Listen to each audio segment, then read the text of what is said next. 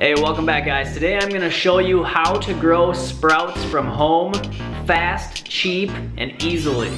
So if you want highly nutritious, alkalizing, fresh food, stick around, I'm gonna show you how.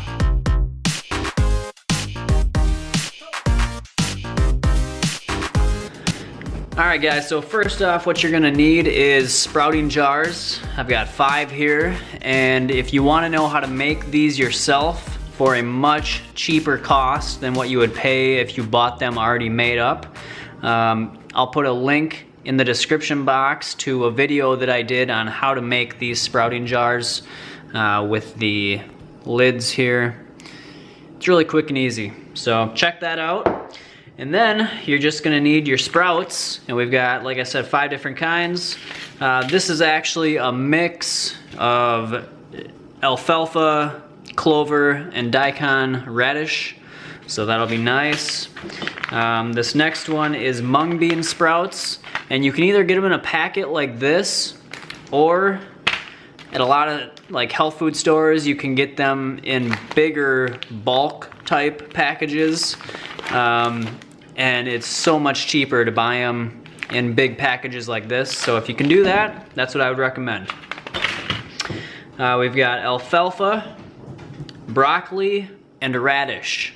And so these are all, these are pretty common varieties of seeds to sprout. They all have their own unique nutritional properties. So it's good to get a wide variety of different sprouts rather than just, sticking to alfalfa or just sticking to broccoli. You're also gonna need water, and I use filtered water rather than using tap water because I don't want the chemicals from the tap water getting into my food. So I use filtered, it's reverse osmosis water that I fill up my own containers at the store.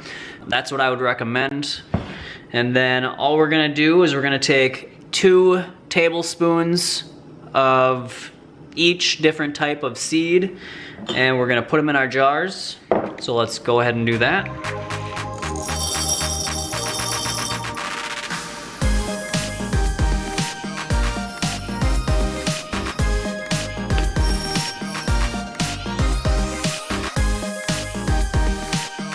Alright, so now we've got all of our seeds in their jars, and the next step is going to be to fill each jar with about 1 inch or 2 of water, just enough to cover all the seeds and let them get nice and wet, and we're going to let them sit overnight, soaking. That is going to help to deactivate the enzyme inhibitors, and it's going to help them to start the sprouting process.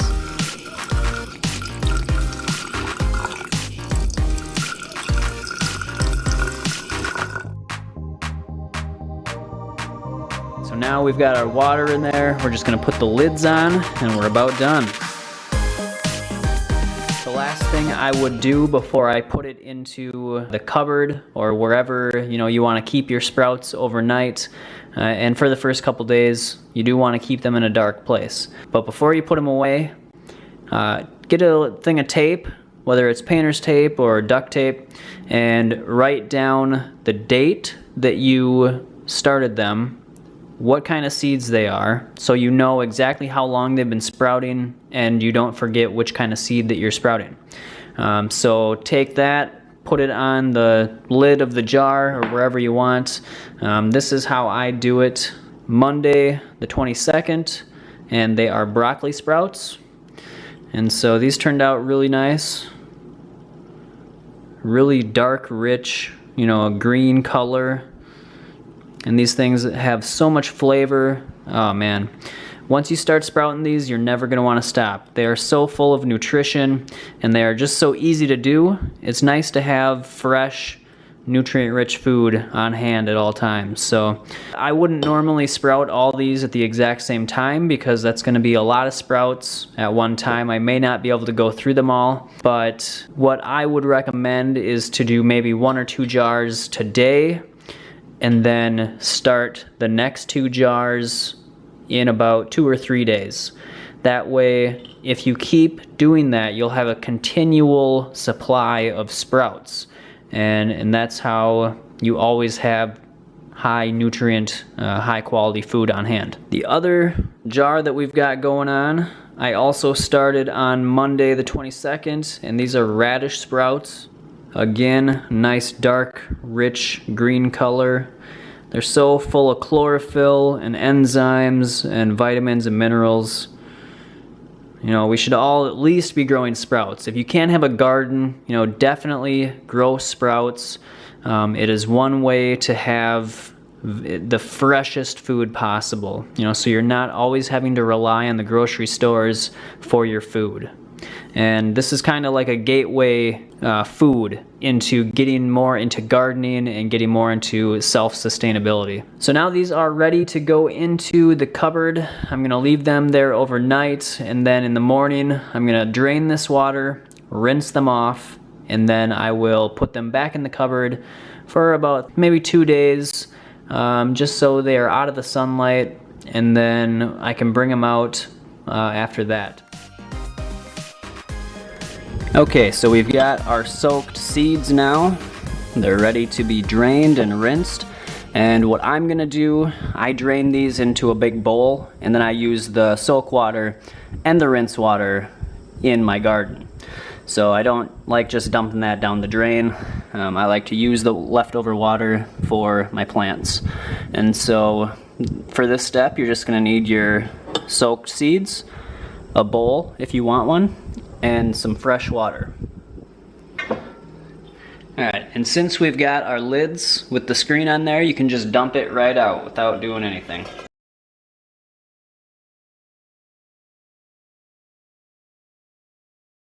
Alright guys, so we have drained off our soak water, and now I'm gonna take some more fresh water and rinse these so that we get off any of the remaining phytic acid and other enzyme inhibitors that are there to keep the seeds from turning into plants.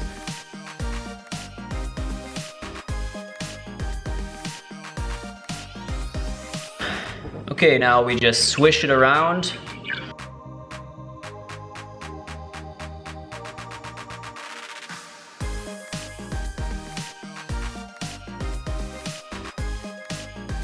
Okay, now we're just gonna drain the rinse water into the bowl.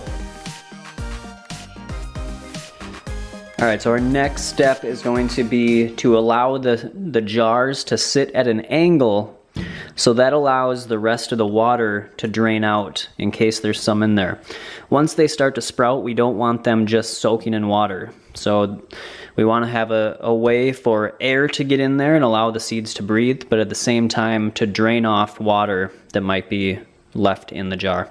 So this has a nice little bump in the middle that allows me to just set these like this, and that works really well for getting the water to drain out. Okay, and the last step for today, well, for this morning anyways, is going to be to cover the sprouts with a towel, because we just want to make sure that they're not being too exposed to light. You know, out in nature they would be underground and they wouldn't be getting the sunlight. So we want to make sure that they're not getting light for at least the first 2 days, and then after that they'll be good to sit out in the open. Just make sure that you're leaving a little bit of space for some airflow to get in there. But other than that, they should be good to sit until this afternoon or tonight. You want to make sure that you're rinsing them twice a day at least. So once in the morning when you get up, and then once before you go to bed. If you want to do it 3 times, you know, it kind of depends on the humidity and the temperature of where you're living. The more humid and the hotter it is, there's going to be more probability that mold could grow. So you want to have a fan blowing on them if it's really humid, and make sure you rinse them maybe 3 or 4 times a day. That's going to help to prevent any mold from forming. So yeah, I will come back here this afternoon or this evening to rinse these off.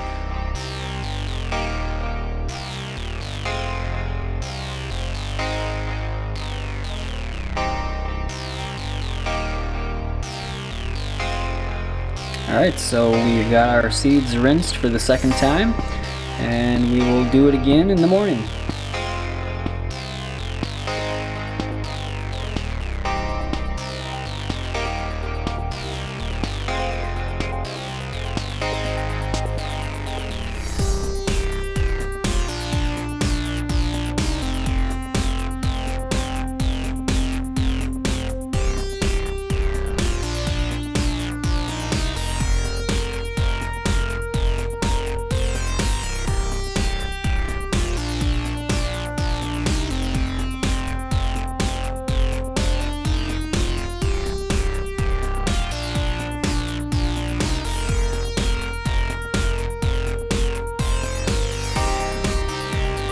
Alright guys, so it is Monday afternoon, and we started soaking these on Saturday the 27th. So it is Monday the 29th, and this is how far we've gotten in just that short amount of time. Alright, so now we're just going to rinse these for this afternoon, and then they will be good until tomorrow morning. Now, one thing that if you see on some of these, you can kind of, it might be kind of hard to see, but you might start to see a little bit of fuzz that's showing up on some of the tails of the sprouts. That's totally fine. That's not mold. It's just what happens when they start sprouting. So when you water them, that'll go away. So don't get too concerned if you see that.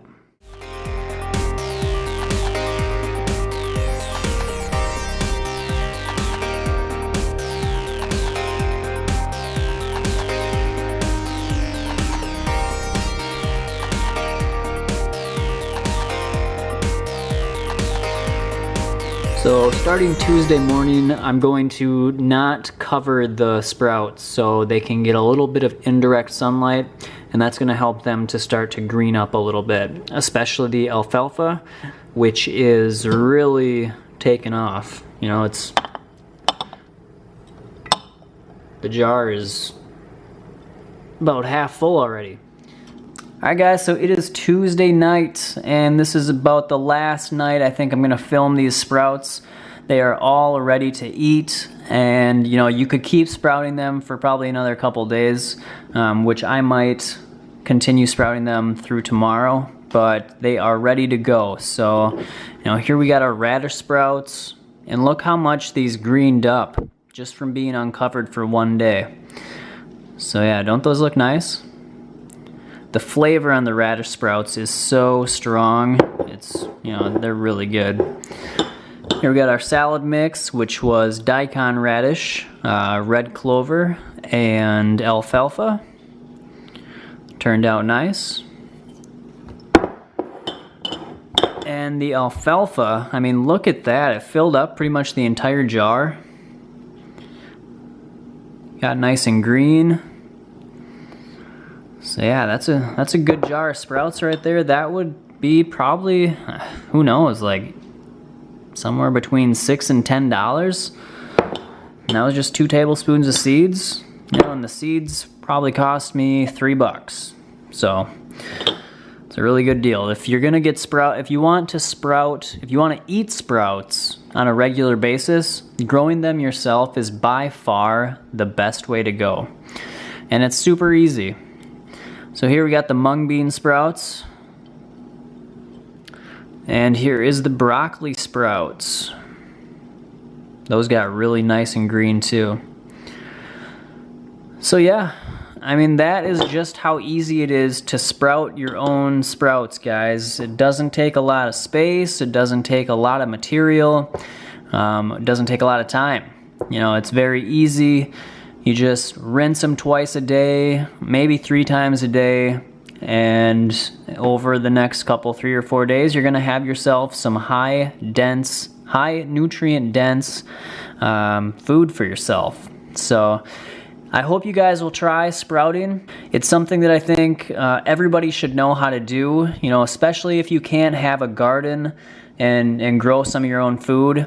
Sprouting is like the first step It's like the gateway into gardening. So give it a try. I think you'll like it, and I think you will really enjoy the flavors, just how fresh and how, you know, it just like pops in your mouth.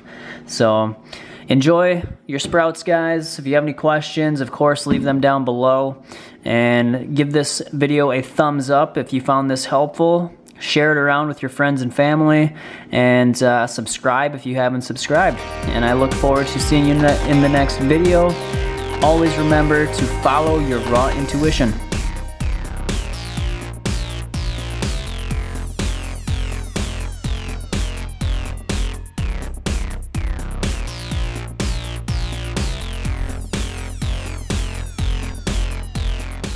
Detoxify your mind and body. Be the change you want to see. Small steps towards living better. Small steps to where I want to be.